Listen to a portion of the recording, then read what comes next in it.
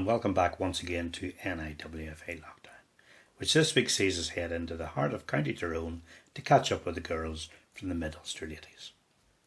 Of course, the biggest problem with this one is going to be convincing club captain Karen Handbag Donald to actually get out of her hot tub and to join us for the web chat. The things I do. Anyhow, let's give it a go. Let's head over to Mid Ulster and see how we get on. Wish me luck.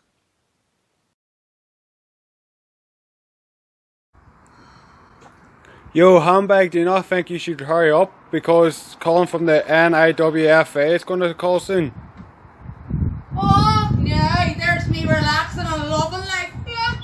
When you can't go to Benidorm, so you might as well bring Benidorm to Mid Ulster.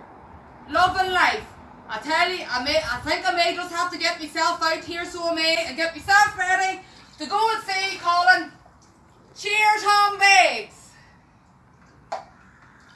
So thanks very much to Karen for coming to us live from a hot tub. So really appreciate her making the effort coming on tonight. Rachel, I'm going to start with you tonight. Rachel Rogers, first of all, welcome to Lockdown TV. Good to have you on board tonight. Good to see you too, Colin. And obviously, like the rest of us, you're all missing football. I mean, it's been a really, really frustrating time for everybody involved. From your viewpoint, obviously, you've been doing pretty well lately. I understand you were Young Player of the Year recently.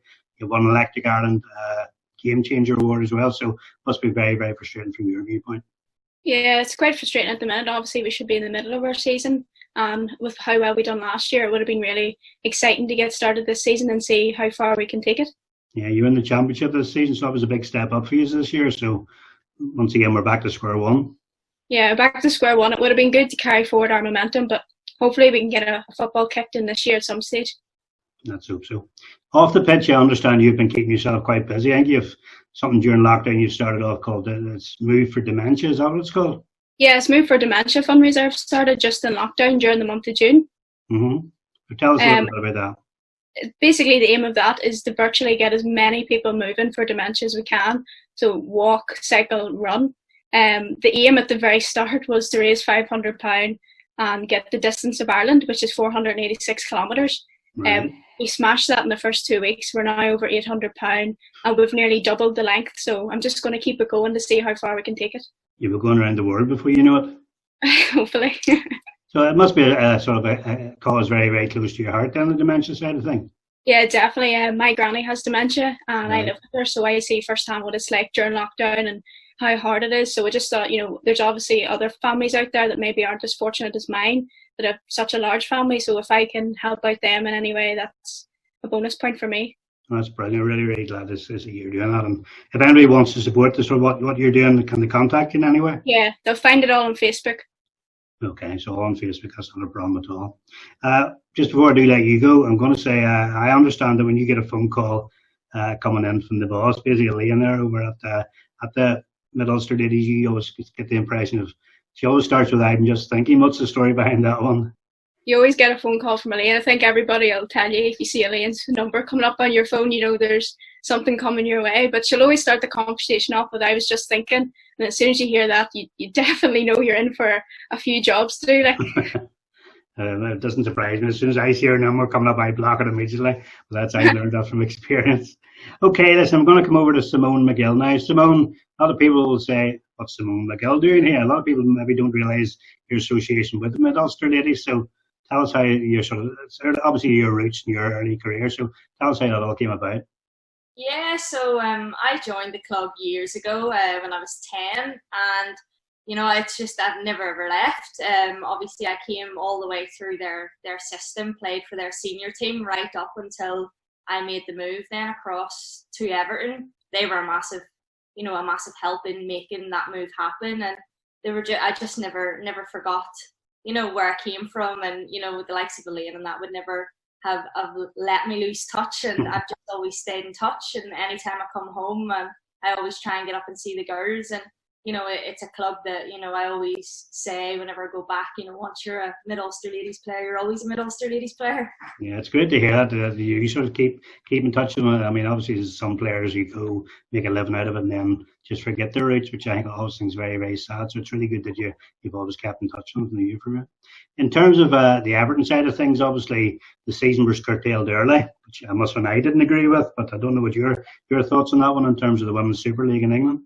Yeah, obviously it's frustrating for us all. We were all kind of waiting to see would it go ahead, would it not go ahead, and I think it was the not knowing what was going to happen was the hardest part. We were all still training, with hope that it might continue, but obviously they made the decision to cut it short and just end it, and it's just something we've had to deal with. And as soon as we got the news that that's what the case was, then our focus just kind of switches to next season. So that's we can't really dwell too much on what the decision was. We just kind of have to focus on the next challenge, which is next season now. Well, as a big Chelsea supporter, I was glad we won the title, but I'll not talk about that in front of yourself. Northern Ireland, I see obviously there's a shirt in the background of the 50. Many appearances are we up to now for Northern Ireland? 56, I think. And the target's 100, I hear, at least 100.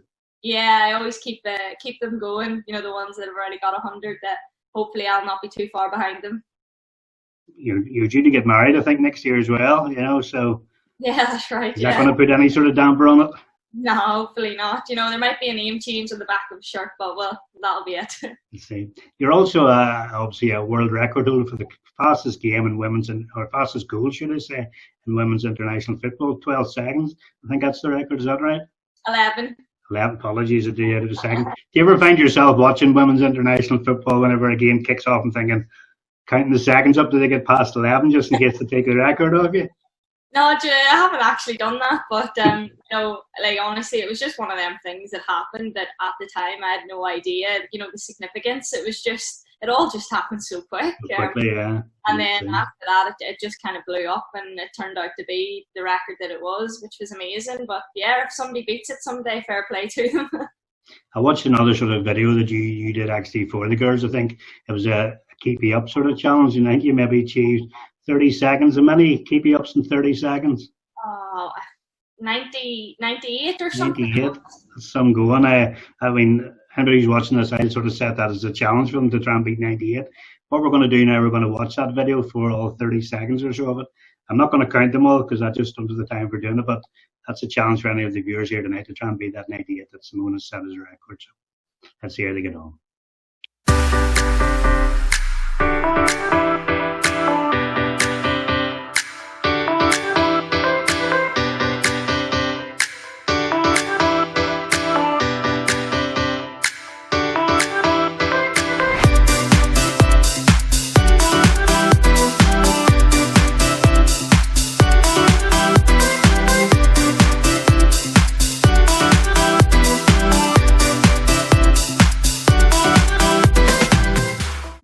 So we're joined next on Lockdown by Megan Neal. Megan, first of all, thank you very much once again for joining us.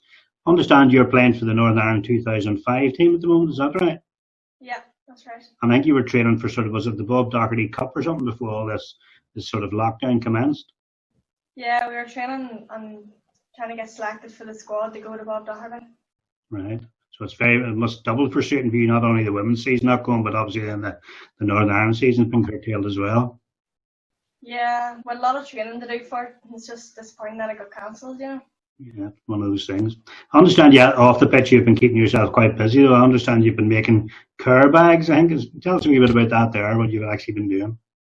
Yeah, well, I started collecting money up to go to Bob Doherty, but then it got cancelled, so I thought of a way to make it useful, the money, saying I went and got essentials and make care bags to give to the elderly and the neighbours and frontline workers and that. What sort of thing does a care bag consist of, or what is it? It's just a bag with hand cream, hand sanitizer, tissues, just the essentials that people would hopefully appreciate. Yeah, you say a bag just with, but those are all very, very, very light items in terms of where we are in this situation. So fantastically well done in terms of that. Now, the final thing I'm just going to refer to you. I understand or my little voice that tells me in my ear that you absolutely detest roast beef. Is that correct? What did you say? I understand that you do not like roast beef. Oh, no. So, okay, I understand your mum tries to give you roast beef and Yeah. conceals it in all sorts of ways, but you always find it and refuse to eat it. What's the story there? Oh, I don't know. She just likes making roast beef, and she puts it in anything to make me eat it. It's really annoying. So we're never going to convince you to eat it? No, I don't like it at all. Strange, Karen. Each to their own. Okay, listen, thanks for talking to us. Karen, we're going to come to you next. And you're one of, obviously, the characters of Mid Ulster Ladies. Karen Donnell, otherwise known as Handbag. It's not handbag, it's handbag. Is that what you talk up there in Mid Ulster? Oh, I say it anyway. I just say handbag. You say it so quick, you lose you in the middle of it. So thanks, as I said earlier, for coming out of the hot tub to talk to us this evening. It must be very, very hard to get away from that. You seem to be enjoying lockdown too much. Definitely, I'm enjoying life, as the saying is. My friend Lisa Crooks, it's her 40th. Right. But we were all meant to be in Benidorm. That's wee Lily Crooks, who's our goalkeeper's mum. Okay. And she's training at the minute with the Northern Ireland squad. So, yeah, we were meant to be in Benidorm for the week celebrating. But with this whole lockdown, this virus thing, everything was cancelled. So we didn't get. So as the saying goes, if you can't go to Benidorm, we'll bring Benidorm to Mid Ulster. So I was loving life. I don't know how to respond to that. You have been at the club now 20 years, is that right? 20 long years. 20 years. I was there from the first training session that they had in Beachway, the first one. I was there. And that's me, still there.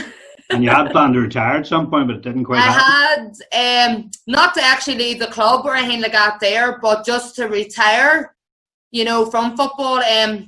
3 years ago, but the situation changed when we were in the Premier League and we lost quite a few players. So Junkie had came to me and says, Karen, what we're going to do? And I said, look, I couldn't leave. Not when my heart was in Mid Ulster. I definitely couldn't leave him. So I said, no, I'll stay. So I'm still here. Still there. And you're still glad trying to do my bit. You were there. You're glad last season you were there because you won the double. You won a Mid Ulster Cup and you won promotion. Yes, that's what I'm saying. Like, I've been with Mid Ulster. I've been with them when we got promoted to the Premier League. I've been with them when we won the Mid Ulster Cup twice, in a row. Don't get me wrong, that meant so much to me, so it did. But to actually play along with them young girls who put their heart and soul in every day at training, every night of training on the Monday and the Tuesday or Wednesday, and then our matches then when they came to Wednesday, put their heart and soul in it. And for me to captain that young team, and for them to finally make me lift a cup as captain in front of, at home too, in front of my home crowd with all the supporters. And my family was absolutely fantastic. And then the next step to actually then go up now into the championship was an extra bonus. And I couldn't ask much for the girls. It made me so, so happy and so proud of them. Yeah, they played some really, really good football at times last year, there's no doubt. A very, very fast young team and very enthusiastic about it. Apart from myself. No, I'm going to come back to you very quickly, just briefly. I've been told to ask you, I know you've obviously won various caps for Northern Ireland, etc., as we went through, but you've also won a trophy called the Junkie's Joker quite a few times. So talk to us all about that there, Simone. I knew that one was going to come up some point. Yeah, probably one of the most honourable awards any player can get when they join Mid Ulster, and that is Junkie's Joker. That is the award for doing the most stupidest things throughout the year. I won it even when I was living in England, and I don't know how I managed to win it. Give us some examples. How do you win this trophy? I've had many things I've done before. I can't even. Karen, can you even remember some of the things? Some of the things. What about Lisa's boot in the car? And it's just anything Simone says. It's you have to be there. This is Simone. It's I don't know how to describe you, Simone. To be honest, like she's just not wild. She's just funny. Have you won this competition as well, then, Karen? Have you won the Junkie's Joker? Yeah, I would suspect. The only trophy I've never won is the player's player, but I've won every other. Keep going. I also heard, Karen, just in finalising, also heard you had a bit of an accident when you were out speed walking one night. Tell us about that one. Was that the night with Judith Black? Apparently so. Oh, never forget that night. Right. We always sort of go out every couple of times, out of the year, we would go out with all the football girls. Now, this is with the older crowd that I used to play football with. So we're still in touch too and do things together. Right. We were out. We started off down at the hockey club, and then we have a girl, Judith Black. She used to play football with us, but she's always out running and power walking wild fast. Okay. We were out one night and we were down in the hockey club, but we had to walk the whole way up to go to Milty. So maybe take you less about 10 minutes, but with Judith it took her 5 minutes. So she was coming along, walking flat out. So of course there's me coming, trying to catch up with her, but I don't know what happened. I was crossing the road and my feet left me, and down like a bang in the middle of the street I went. And I couldn't even shout Judith because I couldn't believe I fell. So Judith turned around and there was me lying, but the lights are changing and I couldn't get up. And I had to shout her to help me. So she had to come and help me. I nearly took the hole out of my jeans. So I landed then into the pub. I was in the right eye state. They're going, Karen, what happened? I turned and I says, Judith was walking that fast, and of course I was trying to catch up where I couldn't, my legs gave way. So never ever try to walk with Judith Black because it just becomes a disaster. So that was the tale of that one. It only happened to you. Listen, embarrassing. Just to finalise, and I know you had a bit of a quiz, I think, last Saturday. Who was organising that one, or who was doing that? Wee Michaela Stewart. Right, okay. Well, I've seen sort of a few clips. My wee sidekick. He's had a music round in it, and some of the clips where some of the participants had to dress up as sort of famous pop stars and so forth to give a bit of a clue as to what the song is. So we're going to conclude this week's show by I'm just going to show some of the clips from those people who have actually taken the time out to dress up for that competition or for the quiz, basically. And well done to them all for taking part. And I would just want to say thanks very much to the girls from Mid Ulster Ladies for joining us tonight. Simone, thanks for touching base. Are you in England at the moment? Are you away? Yeah, no, I'm in England. Yeah. Yeah. Well, thanks very much for taking the time out of your schedule to come back and talk to us. Thanks to everybody from Mid Ulster for once again taking the time to talk to us this evening. Hopefully it'll not be too long before we're all back on the football pitch and playing football as we want to be doing. Thanks for joining us this evening, girls. Jolene, Jolene, Jolene, Jolene, I'm begging of you, please don't take my man. Something to say to you. It's late September and I really should be back at school. Come on and sing it all night long, all night long.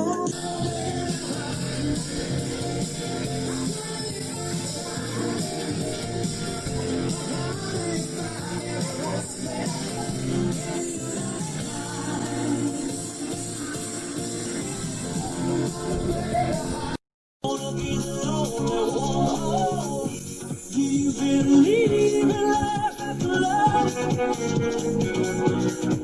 I can feel something inside to say I really don't think you're strong enough, no.